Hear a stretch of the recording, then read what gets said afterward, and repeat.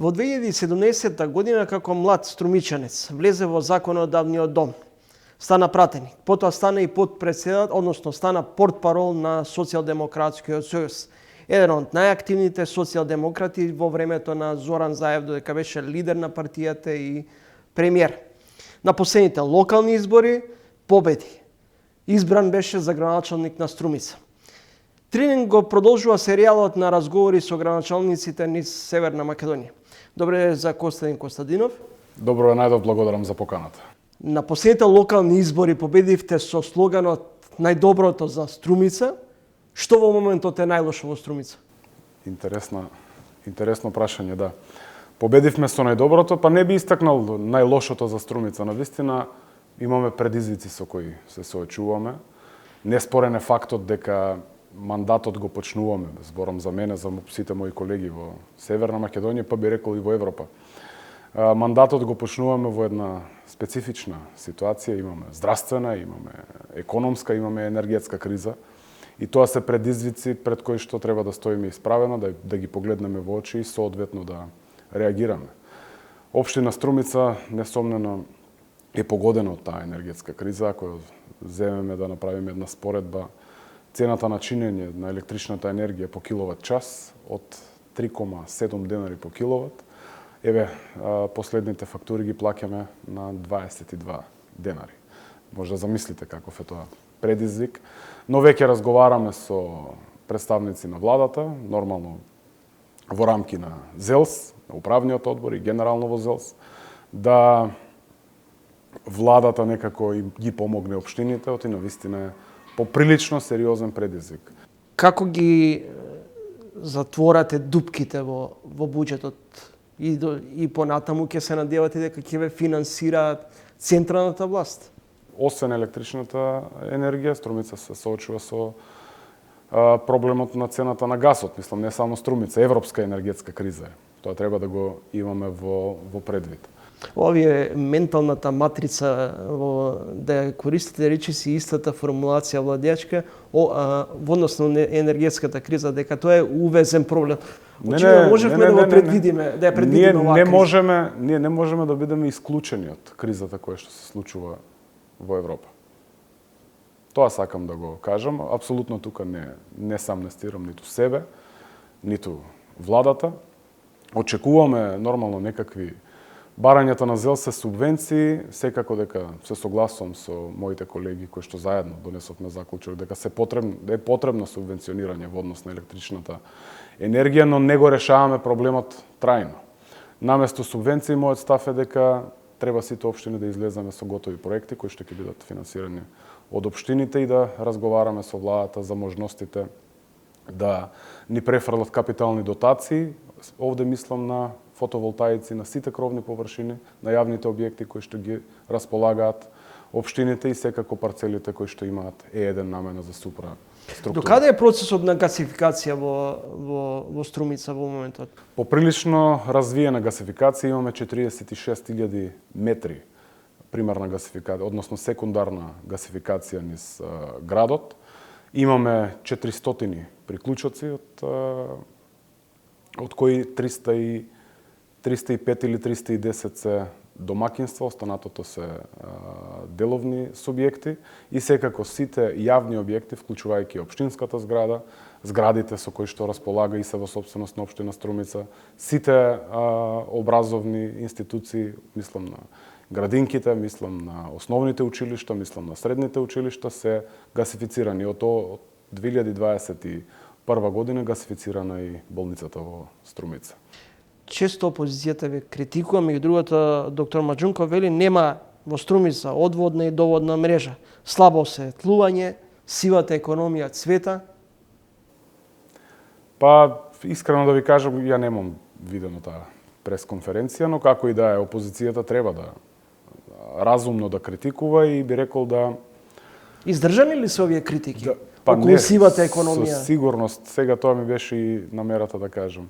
Веројатно има, ако е така, иако ја немам видено пресконференцијата, перцепцијата за реалноста малце има не би рекол извитоперена, но имат, не знам, навистина Струмица може да се пофали ако правиме споредба со другите општини во Северна Македонија, со реализацијата на одвод и довод или фекалната атмосферската канализација и секако водоводот. Дали Струмица станува центар на марихуаната? Па не би го поврзал победата на локалните избори дали станува Струмица центар на марихуаната, веројатно мислите на фабриките за преработка на медицински канабис. Ако мислите на тоа. Добро. Има сериозни инвестиции, ние имаме инвестиции во Струмица, поконкретно најголемите. Едната е 27 милиони евра, другата е близу 25 милиони евра, вработуваат, двете заедно вработуваат некаде 500 граѓани на општина Струмица, каде што добиваат сериозни плати. Во таа смисла, ако дефинираме дека Струмица станува центар на марихуаната, не, но сигурно дека со таквите инвестиции може Струмица да прерасне во центар на фармацијата и центар на преработка на медицинскиот канабис. Кога разговарав со еден мој пријател, меѓу другото ме праша кои ти се гости во следната емисија, ве спомена вас, вели тоа е Зоран Заев број 2. Дали екс-премиерот и лидер на СДСМ се врати во Струмица? Секако Имавте контакт? поранешниот премиер Зоран Заев и поранешниот лидер на Социјалдемократскиот сојуз на Македонија е во Струмица. Нормално дека комуницираме, контактираме, мислам, долги години сме биле соработници и ми представува чест што сум бил дел од тимот на Зоран Заев. Навистина станува збор за политичар кој што даде се од себе за да ги реши најкрупните национални прашања. Голем дел се решија, голем дел, добар дел не се решија, но не заради нашите политики. Кога сме кај националните прашања, верувате дека главната причина за неговото повлекување од лидерската и премиерска позиција беа изборните резултати исклучиво од локалните избори? Видете, познавајќи го Зоран Заев, станува збор за личен негов чин и не би го коментирал како дошло до тоа. Верувам дека неговата постапка за повлекување е од причина што имавме порас на локалните избори, зборувам овде на ниво во Република Северна Македонија, во поголем дел од општините, и секако дека таквиот став и неговиот чин е испочитуван и од партијата. Веќе имаме ново раководство, спремно за новите предизвици со кои што се соочуваме. Зошто меѓуграничната соработка со Бугарија, особено во делот кај Клепало, 3 децении е блокиран? Па, ако направиме анализа, ќе видиме дека... Во ситуација кога се обидуваме да ги реобновиме односите или да ги повторно да ги затоплиме односите со источниот сосед. Да бидам искрен, ако направиме една анализа и појдеме до граничниот премин Клепало, ќе видиме дека од македонска страна е практично завршен граничниот премин со комплетната инфраструктура патна. До таму и дури постои објект кој што веќе не е возобновен и се руинира. Истиот треба да се возобнови, најголемиот дел од бугарска страна кој што ќе треба да се реализира по информациите кои што ги добивам, кои што ги читам од медиумите, дека граничниот премин Клепало ќе се возобнови преку ИПАР-3 програмата, од последното нешто што дојде како информација. До мене важен е преминот за општините во тој регион, секако тука директно Струмица ќе нема, општина Струмица ќе нема бенефит, затоа што генерално и компаниите и граѓаните го користат преминот на Новосело, кој што е поблиску до Струмица, но секако за развој на Малешевијата, што би рекле, ќе биде и така од голема важност. Гледате ли излез од ќорсока со Бугарија за релативно кратко време? Искрено сум оптимист и ги почитувам заложбите и на македонската влада, секако и на бугарската, да вложиме се што е возможно, нормално. Црвените линии остануваат, тоа го спомена и премиерот Димитар Ковачевски. Верувам дека е можно да се најде решение и конечно оттргнување на ветото кое што го стави Бугарија и почнување на преговорите со Европската унија. Што за вас како градоначелник и како млад политичар е добро решение? Би било добро решение? Во која смисла ме прашувате? Без при тоа да имаме губитници, а и двете страни да бидат задоволни.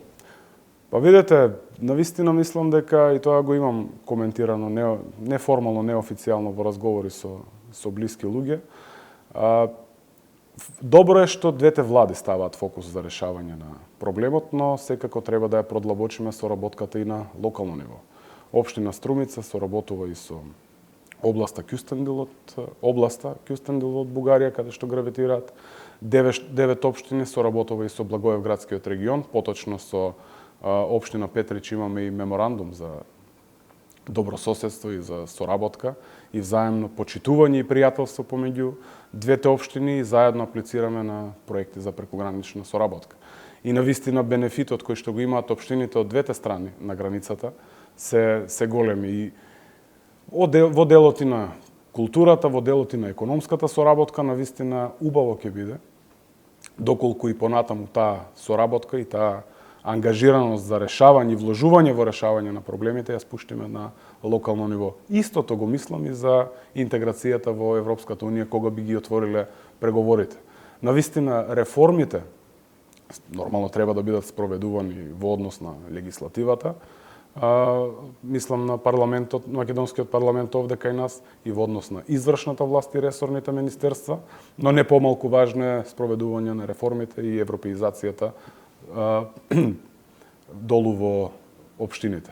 Тоа е клучно, овде мислам и на сузбивање на корупцијата секако, овде мислам и на комуникацијата, овде мислам и на културата, овде мислам на сите аспекти во однос на европеизацијата на Република Северна Македонија. Спуштањето на локално ниво е особено важно за сите нас. Ви благодарам за издвоеното време. Благодарам и на вас. Почитани гледачи, тоа беше градоначалникот на Струмица Костадин Костадинов.